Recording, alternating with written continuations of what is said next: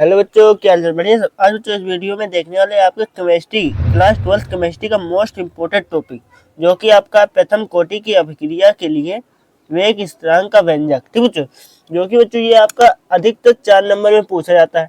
ये पूछ लिया जाए या फिर इससे संबंधित आपके कोई क्वेश्चन पूछ लिए जाए। ठीक है, तो सबसे पहले देख लेते हैं प्रथम कोटि की अभिक्रिया होती क्या है। ठीक है, तो प्रथम कोटि की अभिक्रिया होती है ऐसी अभिक्रिया, ठीक है, जिसके अभिकारक की सांद्रता की घात 1 हो। ठीक है, तो प्रथम कोटि की अभिक्रिया कहलाती है। तो बच्चों सबसे पहले उदाहरण जैसे समझते हैं, तो जैसे कि आपका ये ए है, ये आपका ए है अभिकारक। ठीक है, यहाँ से बच्चों आपका उत्पाद बनता है, एक उत्पाद, ठीक है, उत्पाद बनता है। ठीक है, तो उत्पाद उत्पाद ठीक है, इतना समझ में आया। एक आपका अभिकारक है, अभिकारक से आपका एक उत्पाद बनता है।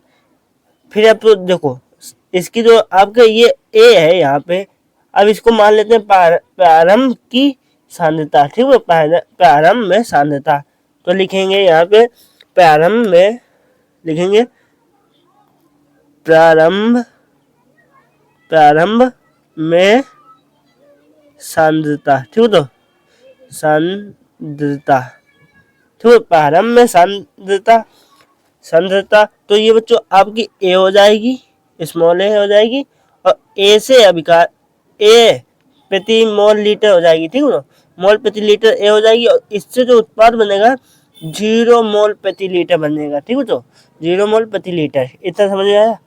अब बच्चों ये इतना आपको समझ में आएगा। अब यहाँ से टी समय पर लेंगे, तो टी समय पर क्या लिखेंगे? टी समय टी समय टी समय के बाद सांद्रण। ठीक बच्चों, सांद्रण। ठीक बच्चों, टी समय बाद सांद्रण क्या होगा? तो टी समय बाद बच्चों आपका सांद्रण होगा, टी समय बाद बच्चों आपका सांद्रण होगा ए माइनस एक्स, और जो उत्पाद बनेगा वो बच्चों आपका एक्स होगा। ठीक है, इतना समझ में आया। ठीक है, अब देखो, तो आपकी प्रथम कोटि की जो अभिक्रिया होती है, ठीक है, तो प्रथम कोटि अभिक्रिया के अनुसार अब इसको हल करेंगे, तो लिखेंगे प्रथम कोटि की, लिखेंगे प्रथम कोटि की अभिक्रिया प्रथम कोटि की अभिक्रिया के अनुसार। ठीक है, तो क्या अनुसार? प्रथम कोटि की अभिक्रिया के अनुसार देखेंगे, तो बच्चे जो आपका ये है, जो सांद्रता दी है, इसको बच्चों कहेंगे dx अपॉन dt। ठीक है, जो dx अपॉन dt, और प्रोपोर्शनल होगी बच्चों ए की सांद्रता। अभी आपको मैंने बताया था अभिकारक के लिए वेग स्थिरांक का। ठीक है, जो अभिकारक होगी उसकी सांद्रता 1 होगी, वो आपकी प्रथम कोटि की अभिक्रिया होगी, जैसे यहाँ की एक सांद्रता है। ठीक है, जो अभिकारक एक ही। इतना समझ में आया।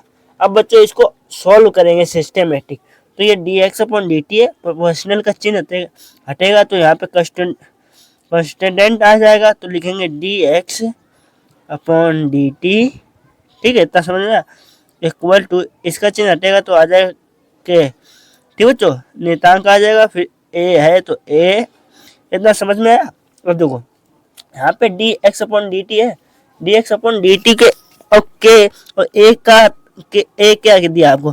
a माइनस एक्स, तो a माइनस एक्स इस जगह पे लिख देंगे, तो लिखेंगे dx upon dt equal to K, और यहाँ पे हो जाएगा a माइनस एक्स। ठीक है, तो इतना समझ रहा। अब देखो a माइनस एक्स आ गया, अब dt को इस ओर ले लेंगे और a माइनस एक्स को इस ओर ले लेंगे, तो लिख देंगे dx अपॉन में ये a माइनस एक्स इधर आ जाएगा, तो लिखेंगे a minus x equal to K है, और dt आ जाएगा तो dt। ठीक है, इतना आया, dt आ गया।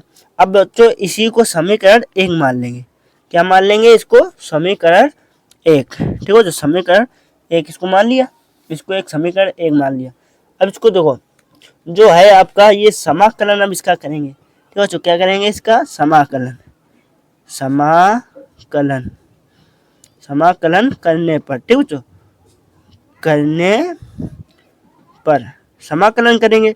तो समाकलन करने के लिए देखो ये जो आपका ये मैंने चिन्ह बनाया ये आपका समाकलन का चिन्ह होता है। देखो यहाँ पे 1/a-x है, ठीक है, तो लिखेंगे 1/a-x इंटू में dx है, dx इक्वल टू के, यहाँ कंस्टोनेंट है तो ये बाहर आ जाएगा, तो लिखेंगे के समाकलन का चिन्ह, और dt है 1 है यहाँ पे, तो 1 का लिखेंगे 1dt। ठीक, इतना समझ में आया, 1dt हो गया। अब देखो ये आपको जो आया, अब इसको देखो यहाँ पे जो इंटीग्रेशन 1/a-x है dx, इसका इंटीग्रेशन क्या होता है, समाकलन। तो इसका समाकलन होता है आपका बच्चों माइनस का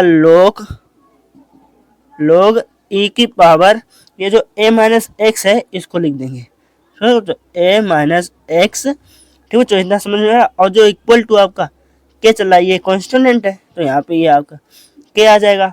और जो देखो ये आपका जो दिया है यहाँ पे ये कॉन्स्टेंट के साथ के, और इसका 1 है, तो 1 का क्या होता है, देखो x होता है यहाँ पे, तो x की सपाश से 1 का करते हैं इंटीग्रेशन समाकलन, तो x आ जाता है। यहाँ t है तो t के सापेक्ष करेंगे समाकलन, तो t आ जाएगा। तो क्या लिखेंगे t, ठीक है, t प्लस में आपका कंस्टोनेंट आ जाएगा c, ठीक है बच्चों। अब इसी को बच्चों समीकरण सेकंड मान लेंगे, क्या मान लेंगे, समीकरण सेकंड, इसी को मान लेंगे। ठीक है बच्चों, यहाँ तक आपको समझ में आया। अब देखो इतना आपको समझ में आया, तो यदि यहाँ पे लिख देंगे यदि t इक्वल टू 0, ठीक है, t equal to 0 x equal to 0, ठीक है, जहाँ पे t है उस जगह पे 0 लिख देंगे, और x है वहाँ पे भी 0 रख देंगे। तो इसको और सॉल्व करेंगे, तो आपको दिया है माइनस का log, ठीक है बच्चों, माइनस का log ये है जो यहाँ पे देखो a है, जो x की जगह 0 रख देंगे, 0 हो जाएगा, तो a बचेगा यहाँ पे, तो यहाँ पे a, ठीक है, इतना समझ में आया। और इक्वल टू के है यहाँ पे, के है, और ये देखो t है प्लस c, तो देखो जो t है, ठीक है, t के जगह 0 रख देंगे, तो इनटू में 0 हो जाएगा ना, ये के है जो, तो यहाँ पे बच्चों 0 ही है, और प्लस में c बचेगा, तो यहाँ लिख देंगे c, ठीक है। तो इतना आपने गौर से देख लिया। तो देखो जो ये आपका c का मान आया है, ठीक है, c का मान, इसको रख देंगे समीकरण सेकंड में, ठीक है, तो लिख देंगे c का मान, ठीक है, c का मान समीकरण, ठीक है, जो किसमें, समीकरण सेकंड में रखने पर, ठीक है, इतना समझ में आया। समीकरण सेकंड में इसका मान रख देंगे, तो समीकरण सेकंड में c का मान रखेंगे, और समीकरण सेकंड ये है बच्चों आपका, ठीक है। तो c का मान देखो लिखेंगे माइनस का log e a-x, ठीक है, तो इक्वल टू के टी, ठीक है, जो के टी, और प्लस में c था, c का जगह आपको क्या रखना है, c के जगह बच्चों इसका मान रखना है जो ये आपको दिया है, ठीक है, समझ में आया। ये log a जो दिया है, log a, ठीक है बच्चों, यहाँ पे लिख सकते हैं c के जगह, तो लिखेंगे माइनस का है, तो यहाँ पे माइनस का चिन्ह आ जाएगा, ठीक है, यहाँ पे माइनस का चिन्ह आ जाएगा, तो लिखेंगे log e a, ठीक है, तो इतना समझ में आया। अब देखो के टी है, के टी को एक तरफ ले लेंगे, और इसको एक तरफ ले लेंगे, इसको, ठीक है, तो लिख सकते हैं इसको, दो इस प्रकार लिख सकते हैं के टी, ठीक है, इस प्रकार लिख सकते हैं के टी इक्वल टू, ठीक है, के टी इक्वल टू, जो आपको देखो ये माइनस का लोग दिया है, ठीक है, तो इसको ऐसे ही रहने देंगे, यहाँ माइनस का है, ये सोलह आएगा तो प्लस का हो जाएगा, तो लिखेंगे log e a, ठीक है, और ये जो माइनस का है, माइनस का है, तो log e a-x, ठीक है, इतना समझ में आया।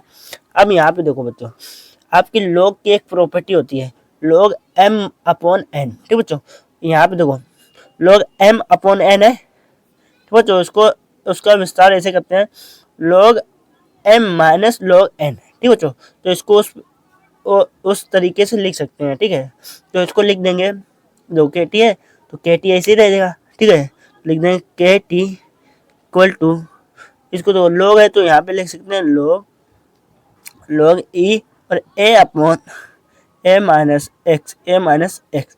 ठीक है, ये प्रॉपर्टी से आपका ये आ गया। ठीक है, लॉग की जो प्रॉपर्टी होती है। अब इतना समझ में आया। अब देखो लॉग ए अपॉन ए माइनस एक्स आ गया, तो टी है यहाँ पे इंटू में, तो इस ओर आ जाएगा तो भाग में हो जाएगा, तो लिख सकते हैं के इक्वल टू 1 अपॉन टी, और ये आपका था लॉग ई ए अपॉन ए माइनस एक्स। ठीक है, इतना समझ में आया, ये था। अब देखो इतना समझ में आ गया। अब देखो इसको या फिर इस रूप में लिख सकते हैं, log 10 के रूप में। ये log e के रूप में था, और log 10 के रूप में लिख सकते हैं log। तो log 10 के रूप में होता है बच्चों k इक्वल टू, क्या था, k इक्वल टू 2.303। ठीक बच्चों, अपॉन में आपका हो जाएगा t। ठीक बच्चों, और log है, log तो log 10 के रूप में log 10, और ये आपका हो जाए a upon A minus x. इतना समझ में आया। जो बच्चों इसको हल करने पे ये जो आपका आया, ठीक बच्चों, ये जो आपका मोस्ट इम्पोर्टेंट आया, ठीक बच्चों, ये आपका सूत्र एक तरीके से है जो इसको सॉल्व करने पे आया। यही बच्चों आपका मोस्ट इम्पोर्टेंट है। क्या बच्चों, आपका मोस्ट इम्पोर्टेंट है ये। ठीक बच्चों, इम्पोर्टेंट है किस लिए बच्चों, इस बेसिस पे आपका डायग्राम, इसके क्वेश्चन पूछ लिए जाते हैं यूपी बोर्ड में। ठीक है, तो बच्चों ये देखो, मेरा पढ़ाना आपको अच्छा लगा हो तो वीडियो को लाइक करें और चैनल को सब्सक्राइब करें। धन्यवाद।